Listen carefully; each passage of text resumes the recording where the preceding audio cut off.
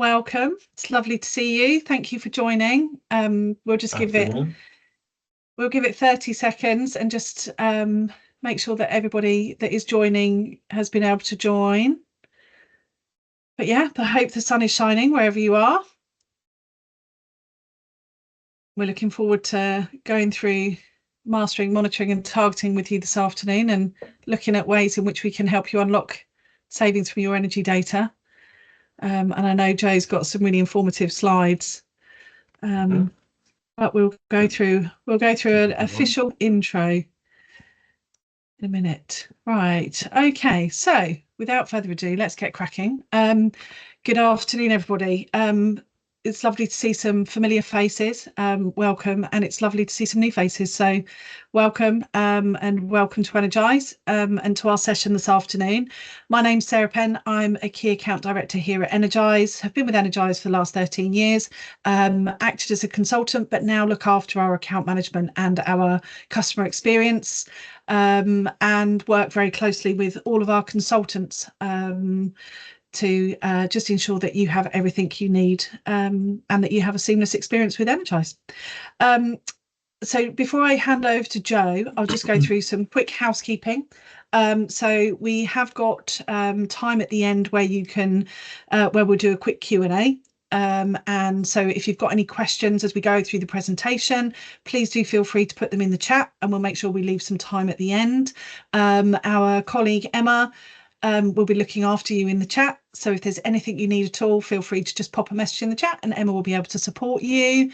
At the very end, we're going to do a quick poll on screen and we would really love your feedback. It's just a click of a button, but it really helps us to keep generating this content for you for free. Without further ado, I will hand over to Joe, who will be welcoming you this afternoon. Thanks, Thank Joe. you very much, sir. Thank you very much. Okay, so I hope you can all see my screen. I'm just going to get this presentation going. Okay, so yeah, so my name is Joe Wright. I am the managing consultant for the Energy Pod. Brief background, I got started in energy management back in 2012. So I've been doing this for at least a couple of years. But yeah, today we're going to talk about monitoring and targeting. And so by the end of this session, you'll have a better understanding of what monitoring and targeting is, why it's important, and crucially, how you can implement it in your business or in your organization. So we'll jump straight into it. So monitoring and targeting then is a systematic approach to tracking energy consumption so you can make improvements. That's the main idea. And there's a number of key steps. First one is to collect accurate data. Focus on the accurate there. Once you've done that, you need to analyze it, reports on your findings, and make adjustments. So the last point there is to repeat this. It is it's not a one-time thing. Just like going to the gym, you can't complete the gym. You have to keep on going, and M&T is pretty similar as well. So simply put, then it's about regularly analyzing your energy consumption so that you can spot waste, track performance, and sustain savings over the long term. So just to backtrack, I mentioned M&T, monitoring and targeting. If I switch between the two, it's the same thing. Okay, so question then, why would you want to implement monitoring and targeting? So as I mentioned, I got started a while ago, and I've been doing this for a little while. And over that time, I've seen that companies, organizations are interested in energy management and the various techniques like monitoring and targeting for three main reasons. I like to call them the 3 C's. So the first one is cost, and the main question is, will it save me money? Which is a very valid question, and the short answer is yes, it does with M&T, because if you're tracking waste and inefficiencies and you can stop those, then you're going to save money. Second one is compliance. Do I have to do it? And it depends. Some of you do. So there are various mandatory schemes here in the UK. I think we might have some people on the call who are elsewhere, but I'll focus on the UK for the moment. We have a scheme called SECR, which is Streamlined Energy and Carbon Reporting, where organizations have to report on their energy and their carbon emissions every year. And the idea is that you would be showing a reduction. So M&T is going to help you with that. Another one I'll mention is ESOS, which is the Energy Saving Opportunity Scheme, where you have to have your energy consumption audited every 4 years and come up with recommendations for improvement. So, so once again, M&T is going to help you with that. And then the last one, CARE. This is a driver for those that are interested in sustainability, minimizing your negative impact on the environment, going net zero, things of that nature. So I'm not sure what's brought you to the call today, whether it's just to save money or compliance. It could be one, it could be all three, but regardless of why you're here, you should definitely leave with how you can achieve that. So it all starts with data. And so what data do you need? So there are many different types, and I would say that frequency is one of the most important things to understand here. You've got annual data. If you're only looking at data on an annual basis, I would argue that it's not enough, because it takes a whole year before you can see any meaningful change. Then you've got quarterly data, slightly better, but as we move down, we are getting to what we really want to look at. So we'll look at monthly data. So I believe that most of you will probably be billed on a monthly basis. There are some organizations, some of our customers that have got some smaller sites that are billed on a quarterly basis, but for the vast majority, you should have monthly bills, and you can use that to do some M&T work. Now, below that, which will form the main focus of this, is half-hourly data. You can see there's three different terms there. There's half-hourly, HH, sometimes called profile data. It's all the same thing. So for those that aren't aware, just to explain, if you think about your monthly bill, your monthly invoice, you'll have a meter read that's taken at the start of the month, and then another one taken at the end of the month. You take the former from the latter, and you will have your total consumption for that month. With a half-hourly meter, it will take a reading every half an hour. And so you've got 48 different data points throughout each day, and you can multiply that, for the amount of days in the month, etc. So that's a lot more data than just looking at an annual figure or quarterly or just your monthly invoice figure, which means that you can spot trends much faster than if you're using any of the other data frequencies. Now, if you do have a half-hourly meter, then it'll be obvious. Well, it'll be obvious from your invoice. You can look at your MPAN, which is your meter point administration number, and if the profile starts with 00, you've got a half-hourly meter. If you're not sure, you can contact your supplier, or you can contact us, and we can tell you if you've got a half-hourly meter or not.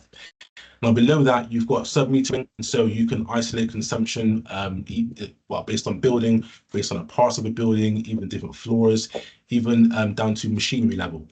Now, that is beyond the scope of the session today. We are focusing on half-hourly data and monthly invoices. Sub-metering works in some very specific cases. So what does half-hourly data look like? It looks a bit like this. Okay, so very, very useful, but you're probably thinking perhaps not in that format, and you'd be right. So it's got some great information on there. We've got your MPAN number, which is your unique identifier for your site. We've got the dates, and you've got the 48 columns there for each of the different periods throughout the day. But this might represent some of the other situations that people find themselves in, or organizations where you've got lots of data, but there might be a struggle to make meaningful sense of it. So that's where putting this into the right format is very, very helpful. So I'm going to share with you one of the reports, or a couple of images from one of our reports, just so you can see what you can actually do with this half-hourly data. So here's an example here. This is not one of our customers. This is a dummy site, so no infringements there. We're calling it Blackpool. Some site information is on there, and you can see if you look at the top right, you've got your week at a glance. So you've got total consumption. This is showing a reduction of 8% on last week. You've got an intensity metric there, which is how much energy is being used per meter squared, and that's also down, so it's looking pretty good at the moment. Then you can also see weekly waste in terms of pounds. Now, this is quite powerful here, because you can see in terms of monetary terms how much the waste is actually costing you. Now, obviously, if you just got your monthly consumption figure, you're not going to see that, because you don't have that level of detail. Now, with this site, this is saying that it's down £43, and so it was actually worse the previous week. Now, in this example, we don't know how long it's been like that, but if we just take that figure of £249 in a week, if you multiply that for a year, that's almost £13,000 in potential waste in a year. So a question to ask yourselves, if this was your site, what could you do with an extra £13,000? And for you and your site, it might be more, it might be less, but the main point here is if you're looking at this data, you can actually quantify what that impact is. So you've got weekly waste as a percentage there, you've got 12.74%, and it also shows you that you've got your peak usage occurring at 6:30 on a Monday. Now with your data, if that were your site, would that be normal? Would it be normal to have your peak usage at 6:30? It would obviously depend on your site, on your operation, etc. But what the report will allow you to do is to look at that and establish whether that is within expectations or not. And if it's not, then you can begin to do something about it, something you can't do if you're just looking at a single monthly figure.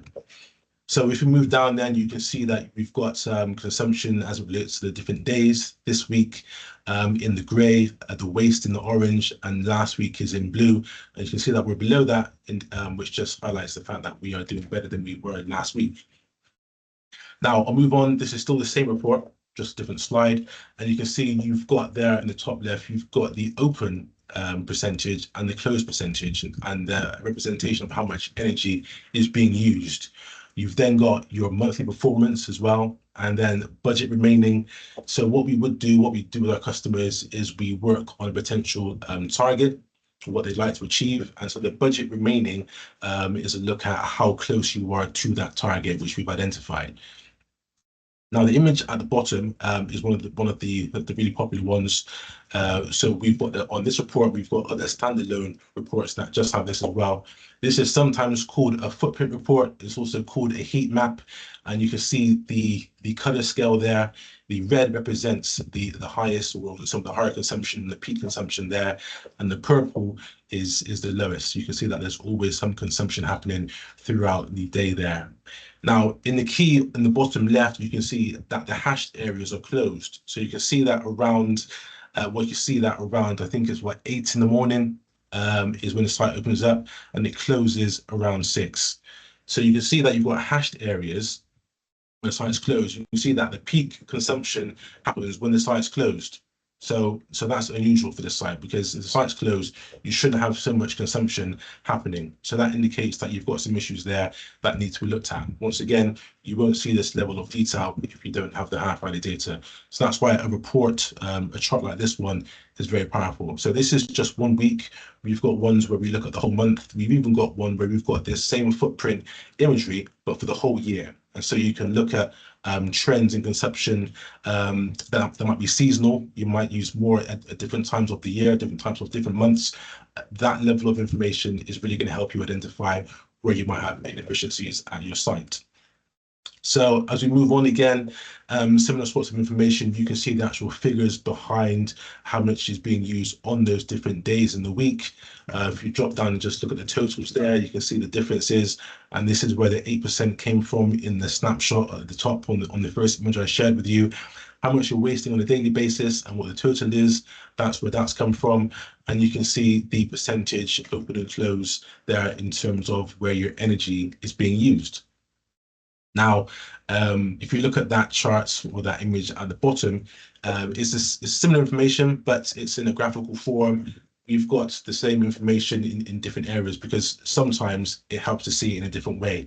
Now, when you look at this one, it's immediately obvious that Sunday uses a lot less consumption than the rest of the site. You'd have to scan all the way through those figures to identify that. But with this purple line, you know that it's Sunday. You can see that it generally uses a lot less. Is that normal for your site? That's something you'd have to ask. What would this look like if it was your site or one of your sites? We do run these reports for customers that have got a large portfolio, and so it might differ across the portfolio. And if it does differ, why does it differ? Have you got one site that's performing well, but the others aren't?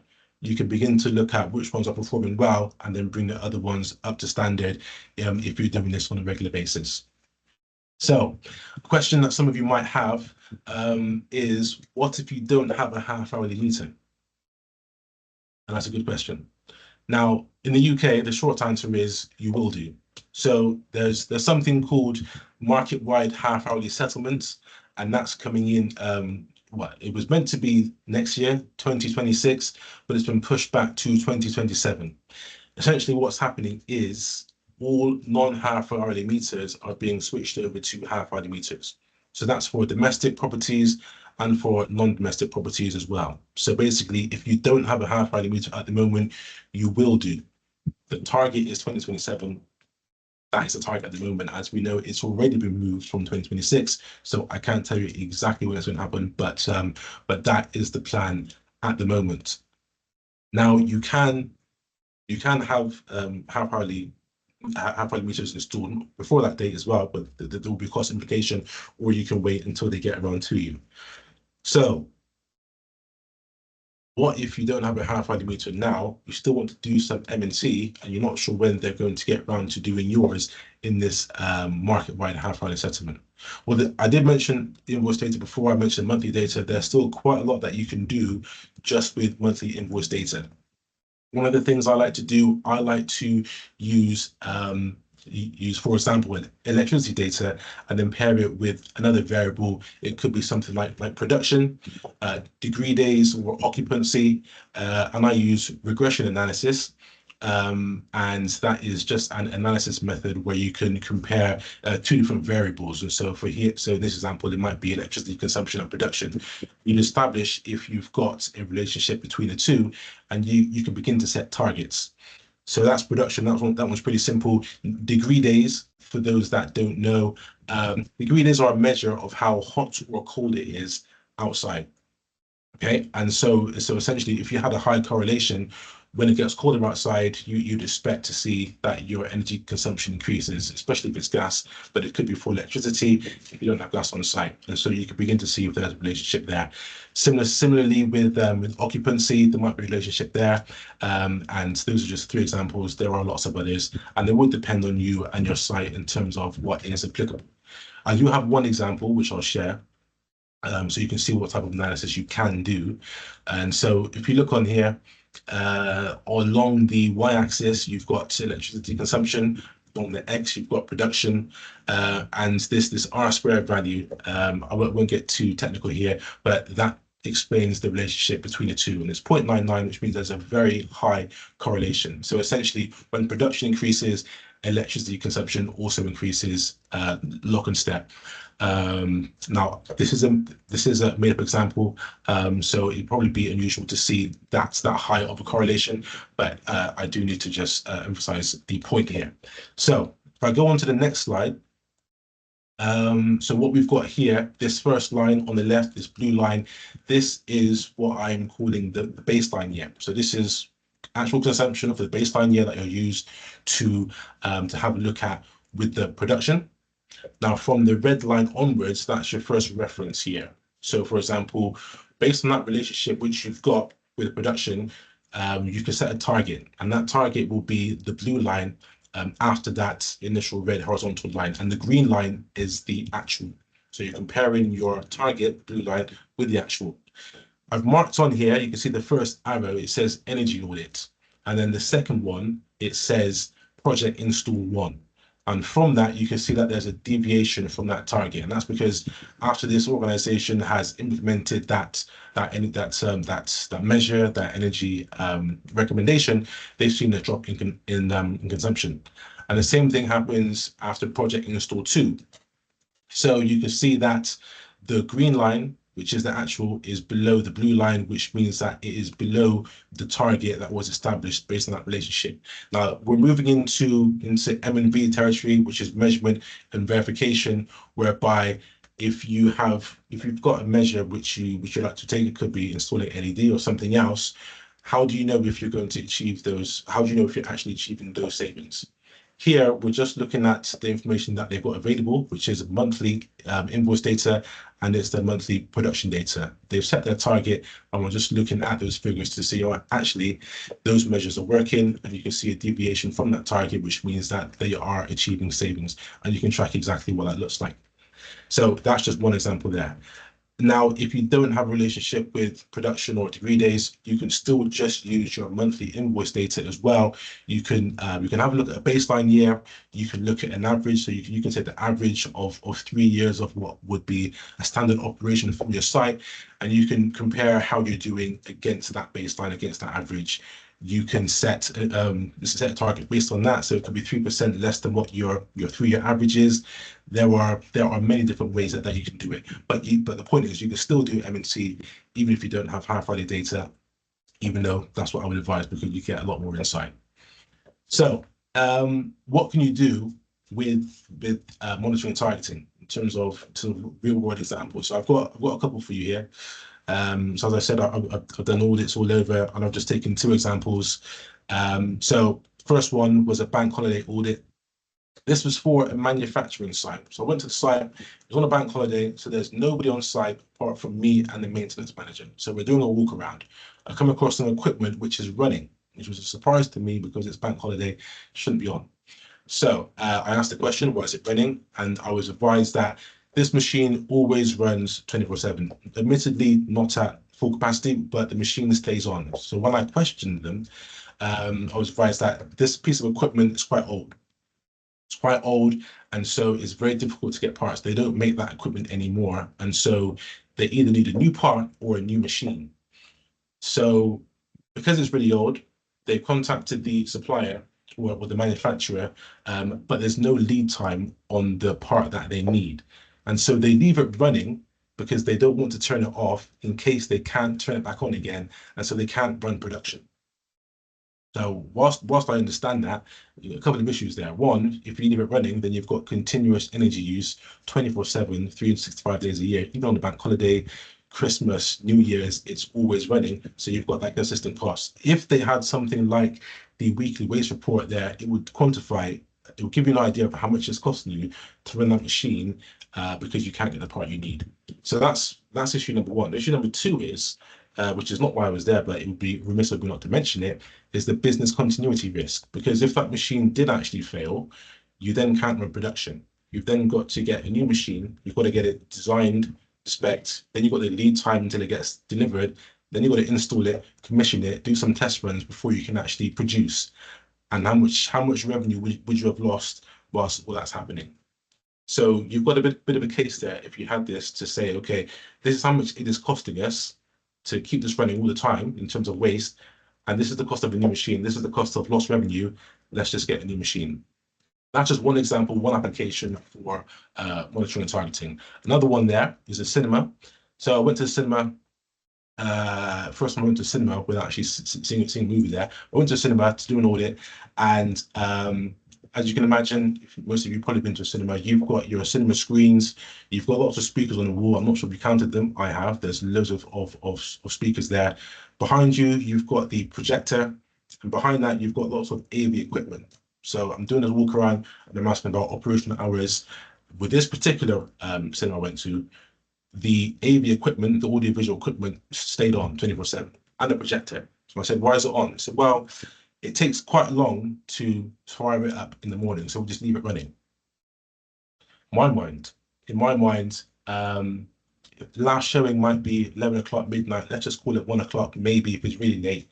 You don't open again until maybe 11:30. It can't take that long to fire up those equipment, that equipment to get it running. So you've got a lot of overnight usage there, which can be avoided.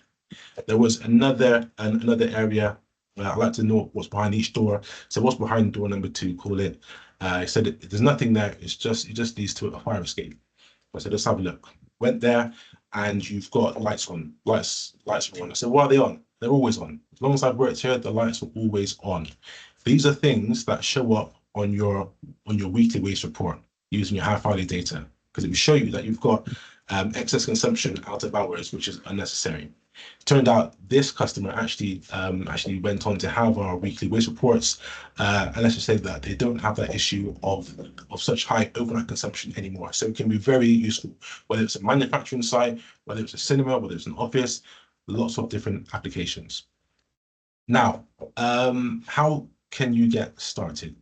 So the first thing you need to do is to obtain your data. So I mentioned obtaining accurate data, and you can get that from your supplier. If you have a half-hourly meter, your supplier will be billing to that half-hourly data, and you can access that.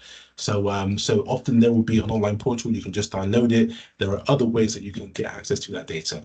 You'll then want to store that, and ideally you would use some software. You can imagine there's lots of data. If you're doing this over a period of years, you're going to gather lots of data. So you want to store that using software, not lots of Excel files. It's going to make things tricky for you. Then you want to implement regular reporting. That could be done on a weekly basis, monthly basis. That's up to you. Then you need to make adjustments. So like in the examples I shared, once you see where there are issues or anomalies, you want to fix those, as that's how you're going to benefit from those savings. And it's an iterative process, so you want to keep on doing that in perpetuity, essentially. So where can we help? So we can obtain that data for you. So in most cases, we would just need a letter of authority so that we can access your data on your behalf.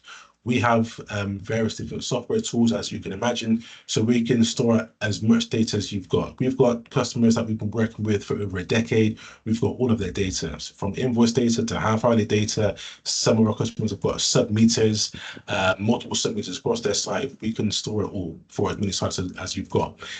We can obviously run reports for you as well. And I showed you the weekly waste report. We've got other ones. We've got monthly. We've got dashboard reports, all using half-hourly data. You name it. There's quite a lot we've got.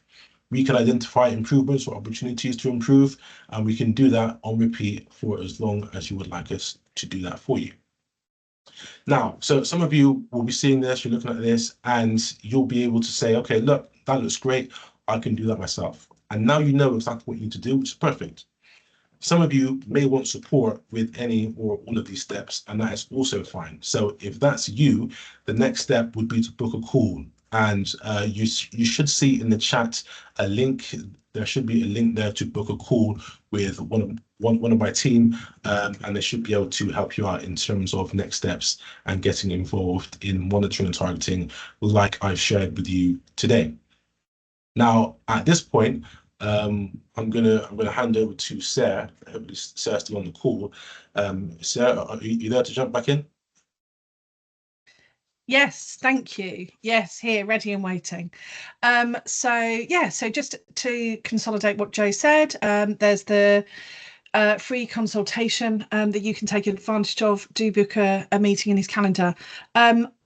We do have a few more slides to just run through, just chatting about who we are, why Energize, if you don't know us or aren't familiar with us. But I think the real value will come from asking some questions and making the most of Joe's expertise in the 3 minutes that we've got left. So, Joe, just a couple of questions, if that's all right. Sure. Question number one, we are in a shared hired building. How might this apply to us? Okay. So monitoring and targeting principles generally apply to to anybody that wants to save. There are a couple of scenarios there, and so it will depend on your specific situation. So, for example, with some shared spaces, the different areas are sub-metered to the various tenants. And so if you're in that scenario where you're only paying for the energy which you actually use, then it's simple enough to implement some of these steps which I've mentioned earlier on the call. It can be a little bit tricky in a different scenario where, for example, I know that in some buildings, the landlord will get one bill and they will apportion the energy consumption based on the square meterage of the different tenants. And so it's a bit trickier then, because you're not necessarily paying for exactly what you're using. It's based on a total, and it's a proportion of that. So it's a bit trickier. So it'd be interesting to know a little bit more about what your scenario is, so I can advise accordingly. So by all means, do get in touch. I think our contact details should be somewhere on this slide, or should be somewhere in the chat. I think it's hello@energize.com. Do get in touch, and we can see how we can help you more specifically. Brilliant. Thanks, Joe. And lastly, how will the upcoming half-hourly settlement programme impact monitoring and targeting? Can we expect any changes in the autumn? Okay, so the simple answer to the first one is it's going to impact it greatly. So in terms of making high-value data available to everybody, it means that more and more organizations will be able to benefit from that deeper level of analysis that you can get with monitoring and targeting. So rather than just relying on the invoice data, so it's going to be it's going to be a good thing for everybody, really. In terms of can we expect changes in the autumn? Unfortunately, I would not be able to say. The guidance at the moment is that the deadline has been pushed back to 2027. I'm not sure when we're going to get any other updates, but we are keeping a close eye on things at the moment. That's great. Thanks, Joe. So we're at time now. But again, if you wanted to get in touch with us, please do book a Calendly invite with us. And Emma's put some more information in the chat.